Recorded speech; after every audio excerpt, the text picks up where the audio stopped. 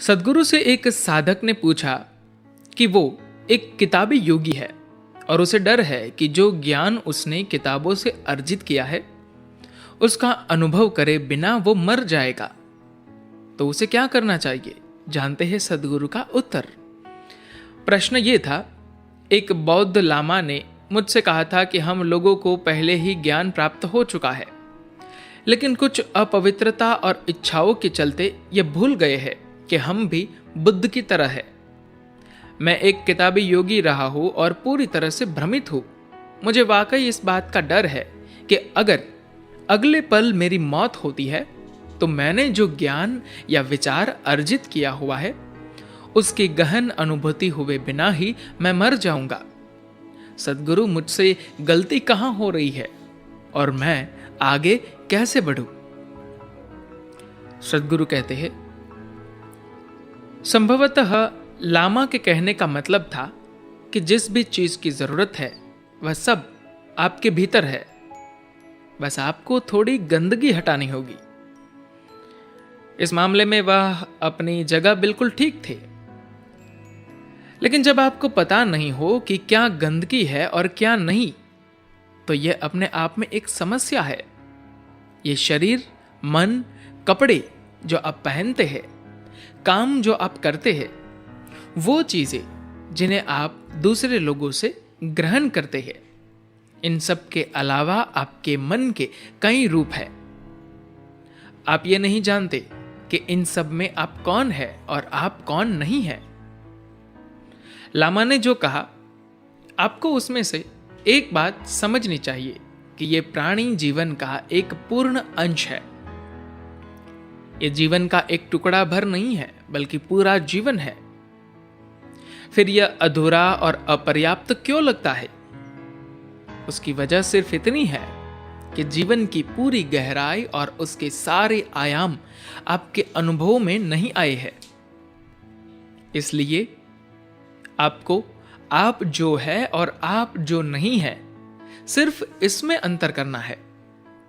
यह अंतर करना आपको किसी किताब को पढ़कर नहीं आएगा। यह अंतर समझने के लिए आपको उस किताब को पढ़ना होगा जो आप खुद है। जब आप अस्तित्व की इस किताब को पढ़कर समझेंगे, तभी आप जान पाएंगे कि आप क्या है और आप क्या नहीं है। यही ज्ञान सच्चा होगा। अगर आप हजारों किताबों में इसके बारे में पढ़े, अगर आप आत्मज्ञान के बारे में ढेर सारी चीजें पढ़ ले, तो आप पंडित, प्रोफेसर या लामा हो सकते हैं, लेकिन आप खुद को जान नहीं पाएंगे।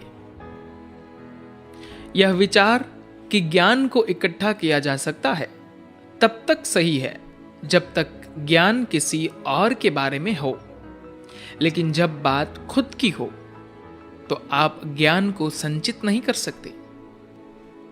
इकट्ठा करने की यह प्रवृत्ति काफी पहले से चली आ रही है। शुरुआत में मानव समाज शिकारी हुआ करता था। उन्होंने जानवरों का शिकार किया, उनका मांस खाया, लेकिन उतना ही काफी नहीं था।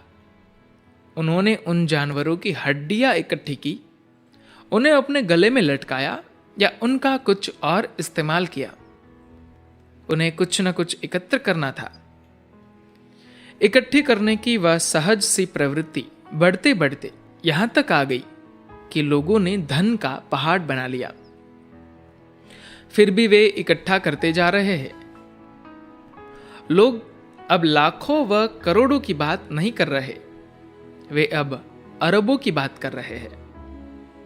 हर रोज इस तरह के आंकड़े अखबारों के पहले पन्ने पर दिखते हैं।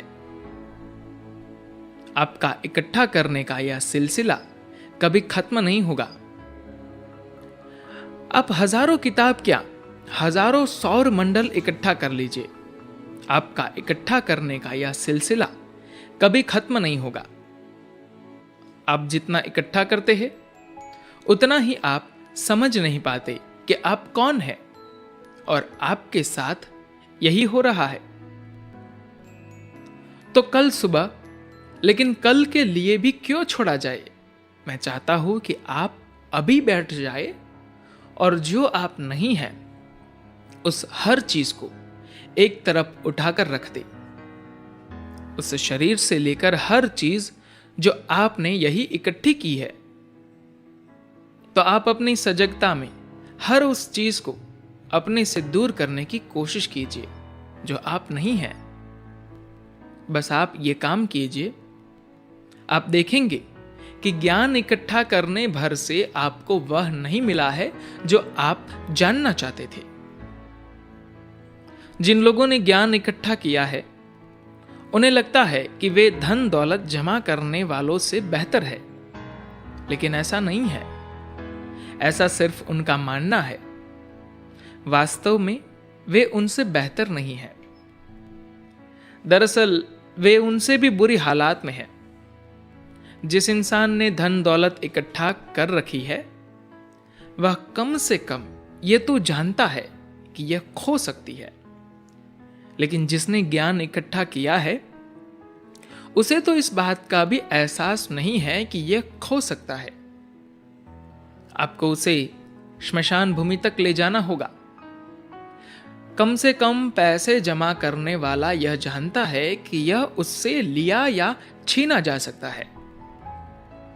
पैसे के साथ एक अच्छी बात है कि हमेशा कोई न कोई इसे लेने की कोशिश में लगा रहता है, जबकि ज्ञान आपसे कोई भी नहीं ले सकता, बशर्ते आप अपना दिमाग और शरीर न खो दें।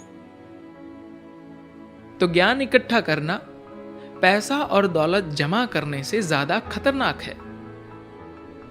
वास्तव में यह इंसान की प्रगति में ज्यादा नुकसान पहुंचाता है। मैं लोगों को कहता हूं कि अगर आप आध्यात्मिक रास्ते पर आगे बढ़ना चाहते हैं, तो आप आध्यात्मिकता के बारे में कुछ भी ना पढ़ें। अगर पढ़ना आपके लिए जरूरी है, तो कुछ साहित्य, भूगोल या कुछ और पढ़िए। आप आध्यात्मिक चीजें मत पढ़िए। धन्यवाद।